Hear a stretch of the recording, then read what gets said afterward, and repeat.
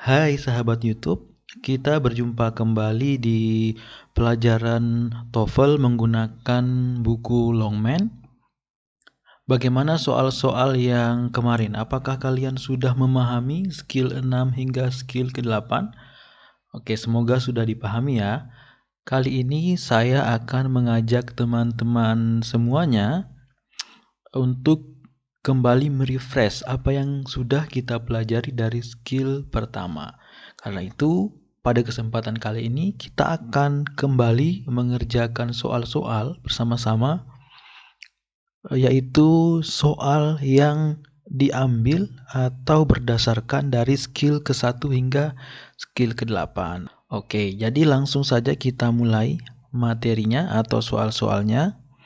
Nah, tapi sebelumnya buat teman-teman yang baru datang dan suka dengan video-video semacam ini, saya sarankan untuk diklik subscribe dulu dan dinyalakan notifikasinya supaya teman-teman semua tidak ketinggalan video pembelajaran TOEFL ini dan video-video yang lainnya yang menarik tentunya. Baik, kita mulai di soal yang pertama.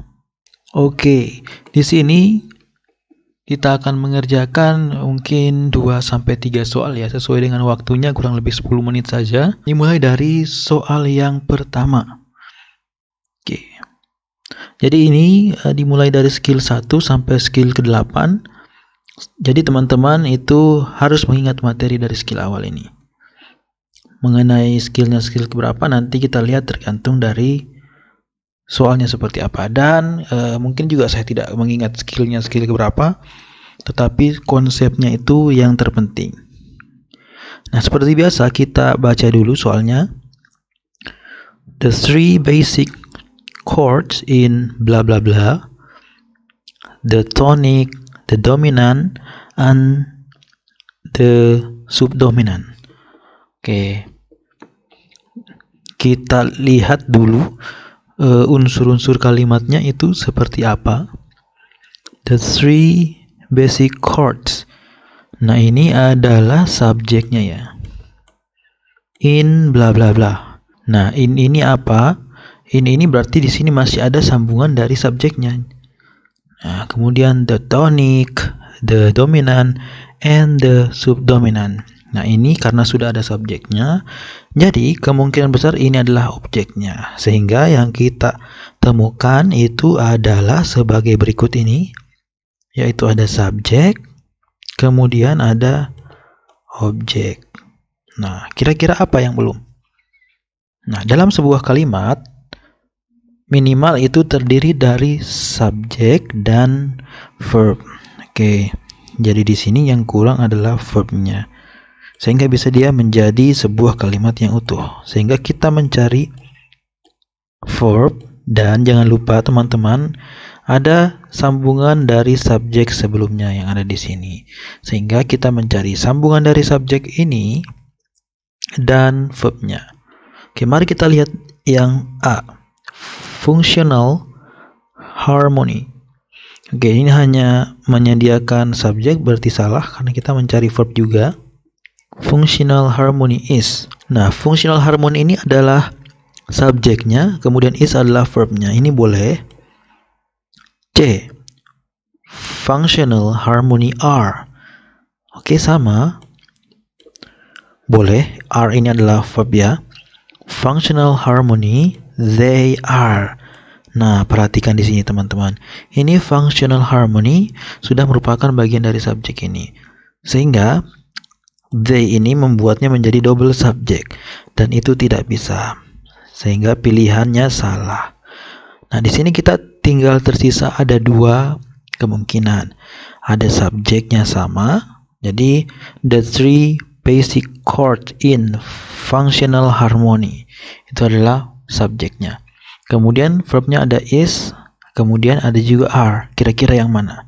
Is itu sendiri digunakan ketika objek dalam kalimat itu adalah tunggal, sementara kalau are itu jamak. Kita lihat setelah verb ini bentuknya jamak atau tunggal.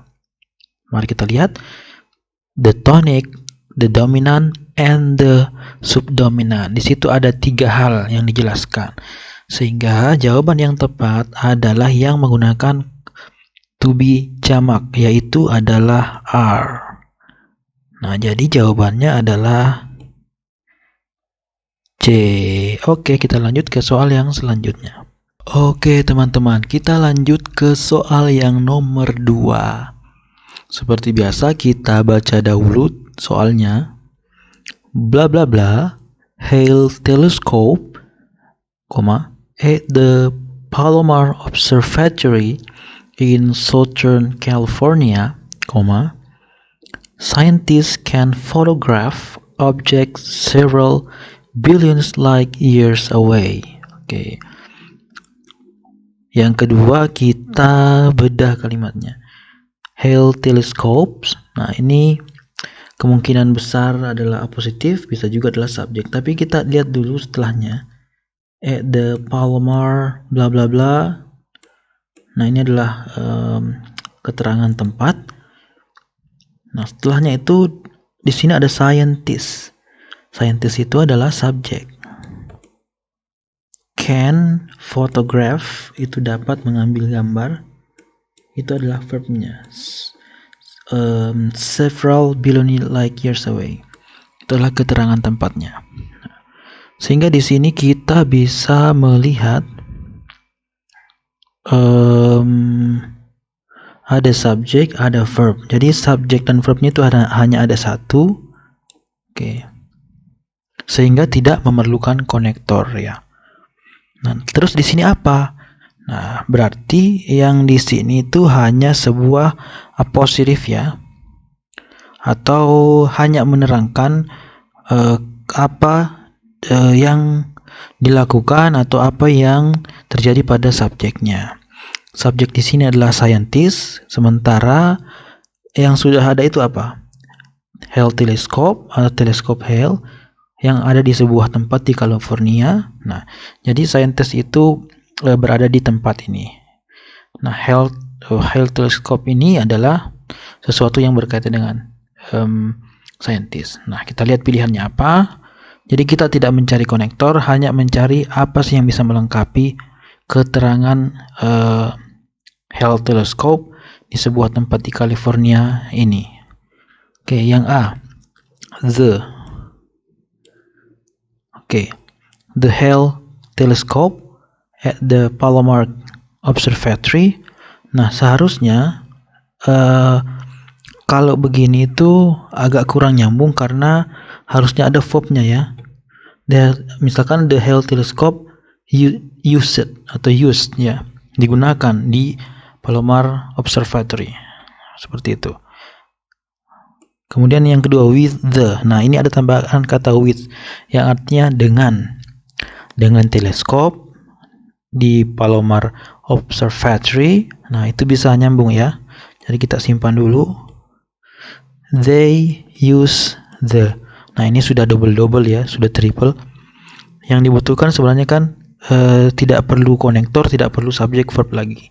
Jadi berarti ini tidak dibutuhkan ya. It is the, ini sama saja.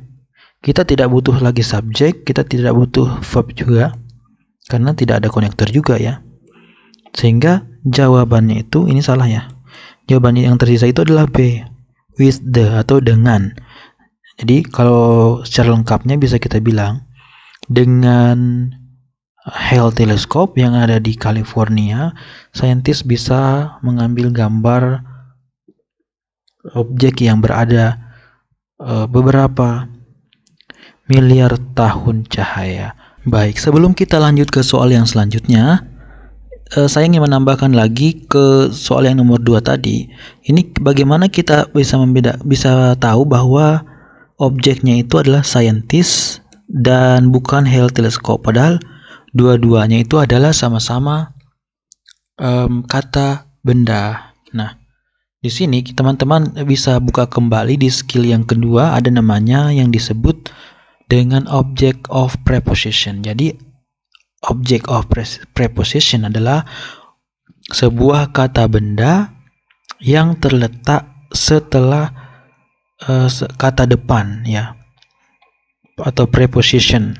Nah, dalam hal ini preposisinya adalah with ya. Tapi kan di sini kita belum tahu. Jadi kita harus berhati-hati juga kalau di sini sudah ada dua subjek, berarti salah satunya pasti subjek yang sebenarnya.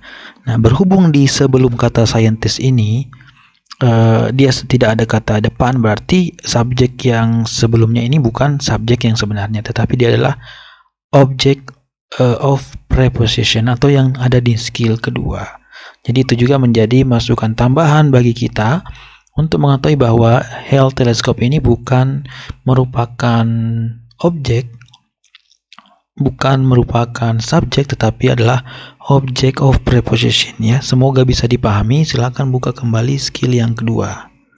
Oke, kalau begitu mari kita lanjut lagi ke soal yang nomor 3. Nah, kita lihat dahulu. Without the proper card installed inside the computer, blah blah blah, impossible to run a graphics program. Nah, jadi kita bedah dahulu. Ini ada kata without. Without itu adalah object of preposition. Ya, jadi ini adalah preposition ya. Without itu adalah prepositionnya, dan the proper card nah itu adalah object of preposition. Jadi bukan ini ya. Ini sampai sini apalagi the computer itu bukan merupakan subjeknya. Jadi jangan salah. Walaupun dia kata benda, tetapi karena ada kata without ini berarti dia menandakan adalah object of preposition. Jadi di sini kita belum menemukan subjeknya. Kemudian bla bla bla, impossible to run a graphics program. Oke, tidak mungkin untuk menjalankan run. Run ini bukan verb, meskipun dia kata kerja, tetapi di sini ada kata to run, sehingga bisa kita simpulkan di belakangnya itu pasti ada verb yang sesungguhnya. Karena seperti yang saya sebutkan di video yang sebelumnya, bahwa di dalam satu kalimat itu bisa saja ada dua verb. Yang penting ada kata to. Misalkan I want to eat. I want to eat. Nah, meskipun ada eat dan want, dua-duanya ini kata kerja, tetapi kata kerja yang sesungguhnya adalah want. Kemudian yang di belakang kata to itu adalah kata kerja juga, tetapi itu hanya keterangan tambahan. Seperti itu. Selanjutnya ada graphic program, itu adalah objeknya. Sehingga yang kita cari adalah subjeknya tidak ada karena ini bukan subjek. Kemudian verbnya juga tidak ada karena ini bukan verb. Nah, jadi kita cari harus ada dua-duanya nih. Mari kita lihat dari pilihan yang paling pertama. A. Is definitely. Is ini hanya verb, definitely kata keterangan. Berarti salah. Because of, ya salah, tidak ada subjek dan verb. It is, nah it adalah subjeknya, is adalah verbnya. Kita masukkan is hanya verb, berarti salah karena kita hanya mencari subjek dan verb. Oke, jadi sudah ketemu jawabannya, yaitu C. Dan mohon maaf kalau saya sering lupa menyebutkan pilihan jawabannya.